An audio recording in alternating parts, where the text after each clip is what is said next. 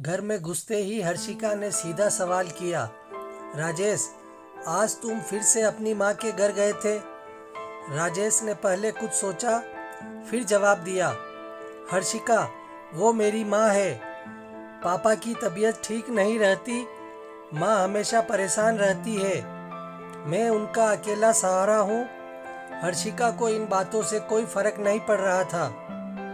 मुंह बनाते हुए हर्षिका ने कहा, वो सब मैं नहीं जानती। मैं तो बस इतना चाहती हूँ कि तुमने उनसे अलग होते हुए मुझसे वादा किया था कि अपने घर वालों से कोई मतलब नहीं रखोगे। मैं सब जानती हूँ। जब तो बहू बेटे को घर से निकाल दिया, अब बेटे की कमाई के चक्कर में उसे बार बार बुलाते रहते हैं। राजेश को बहुत गुस्सा आ रहा था, लेकिन घर में कलेश न हो इसलिए उसने खुद को संभालते हुए कहा, देखो हर्षिका, पैसों के लिए मेरे पापा की पेंशन ही काफ़ी है, और रही बात वहाँ जाने की, तो मेरे सिवा उनका है ही कौन। पापा की बीमारी को देखते हुए मेरा फर्ज है कि मैं उनका ध्यान रखूं।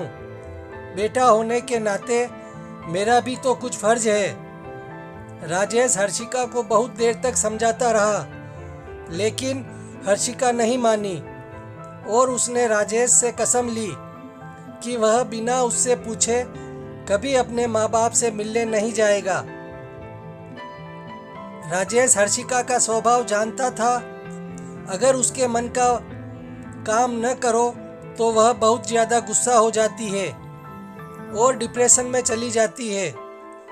यहाँ तक कि आत्महत्या भी करने का विचार करने लगती है। राजेश ने उसकी यह शर्त भी मान ली, लेकिन उसका मन हमेशा अपने माता पिता के लिए तरसता रहता था। उसे आज भी याद है कैसे पापा ने अपना पेट काट कर उसे पढ़ाया लिखाया, राजेश की हर इच्छा पूरी की, यहाँ तक कि रिश्तेदारों के दबाव में न आकर राजेश को अपनी पसंद की लड़की से शादी करने की इजाज़त दी। लेकिन शादी के 3 महीने बाद ही हर्षिका ने लड़ाई झगड़ा कर उनसे अलग होने का फैसला कर लिया।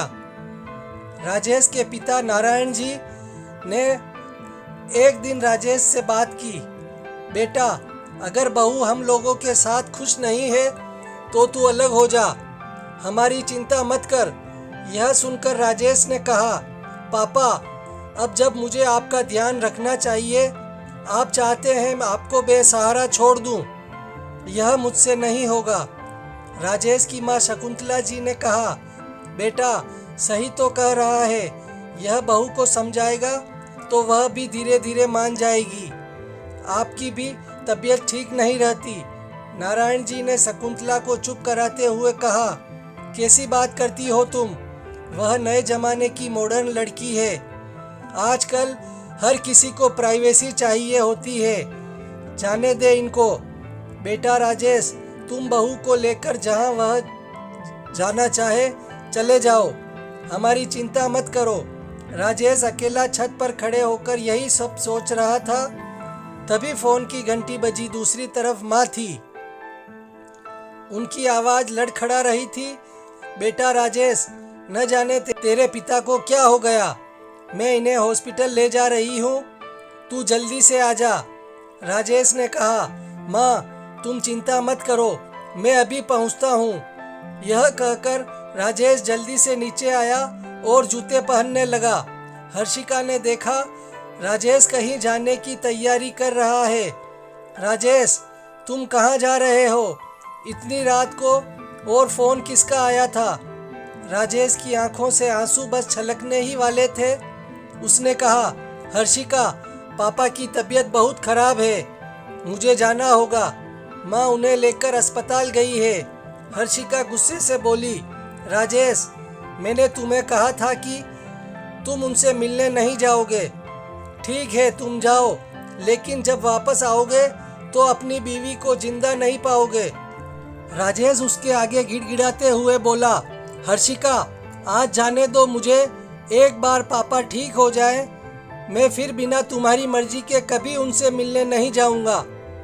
लेकिन हर्षिका का गुस्सा तो 7वें आसमान पर था। राजेश के लिए जिंदगी और मौत का सामना एक साथ होने जा रहा था। एक तरफ उसका फर्ज उसे बुला रहा था तो दूसरी तरफ उसका प्यार उसे फर्ज निभाने से रोकने के लिए मरने को तैयार था।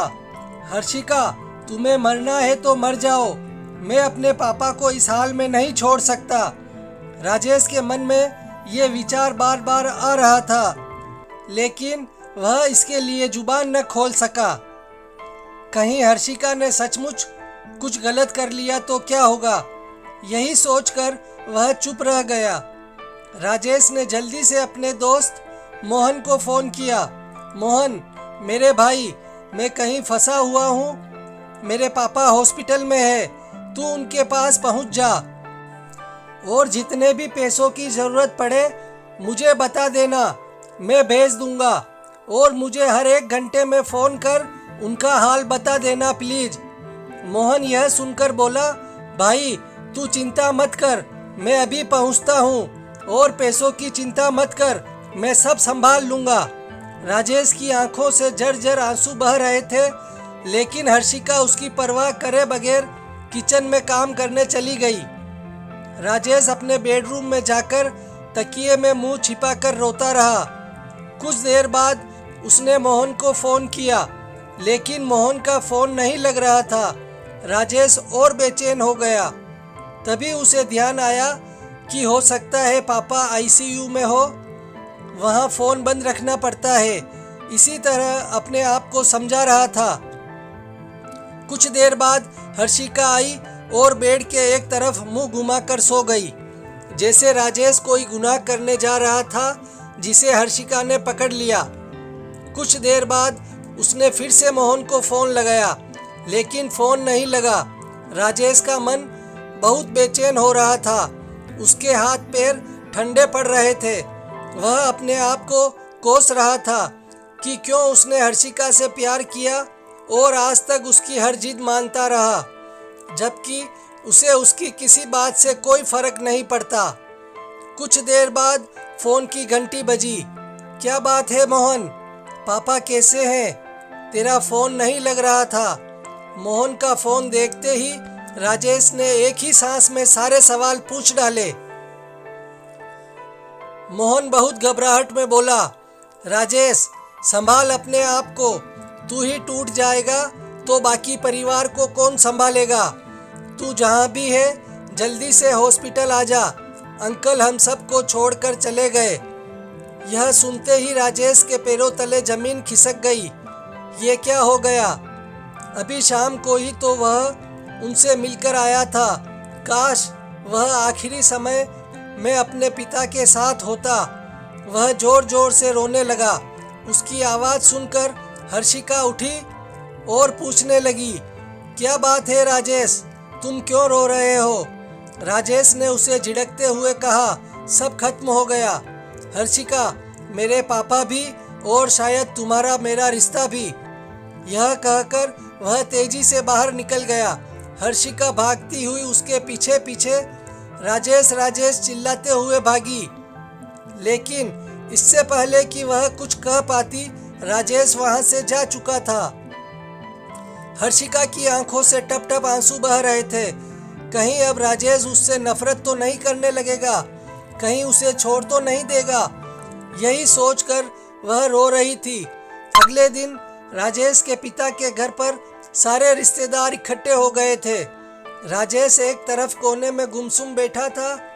तभी वहां हर्षिका आई।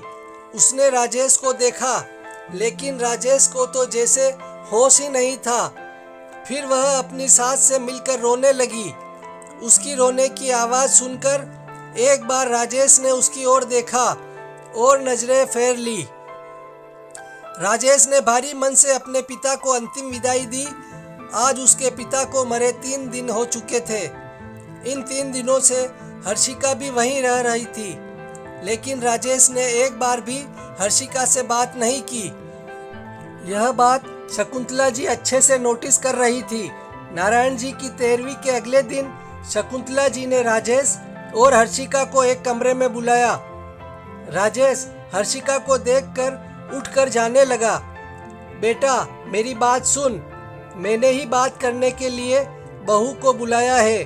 लेकिन मुझे कोई बात नहीं करनी माँ। पापा की बात मानकर मैं अलग हो गया, लेकिन अब मैं आपके साथ रहूँगा। चाहे आप कितना भी कहें, मैं कहीं नहीं जाऊँगा और इसे जहाँ जाना है चली जाए। यह सुनकर हर्षिका रोने लगी। शकुंतला जी ने उसे चुप कराया और कहा, बेटा, ये 2 चिट्ठी तेरे पापा तुम दोनों के नाम से छोड़ गए थे, एक तेरे लिए और एक बहू के लिए। राजेश ने जल्दी से चिट्ठी माँ के हाथ से ले ली, जैसे उसे पापा को पाने का मौका मिल गया हो। उस चिट्ठी में लिखा था, बेटा, मुझे मालूम है कि बहू हम दोनों के साथ नहीं रहना चाहती, लेकिन मुझे पता है मेरे जाने के बाद तू माँ को अकेला नहीं छोड़ेगा। फिर से इसे लेकर घर में कलेश न हो, इसलिए मैं तुझसे एक वादा लेना चाहता हूँ कि अपने पापा की अंतिम इच्छा पूरी कर और बहू का कहना मानकर उसके साथ चला जा। तेरी माँ के लिए मैंने पहले ही वृद्धा आश्रम में इंतजाम कर दिया है, वह वहाँ आराम से रहेगी। कभी कभी उससे मिलने चले जाना। अगर तू मुझे प्यार करता है तो मेरी अंतिम इच्छा जरूर पूरी करेगा।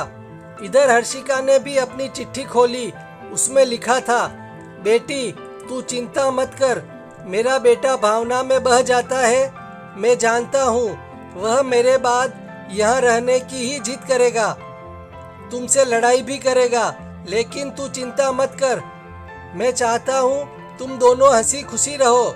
मेरी चिट्ठी पढ़ने के बाद वह तेरे साथ चलने के लिए राजी हो जाएगा।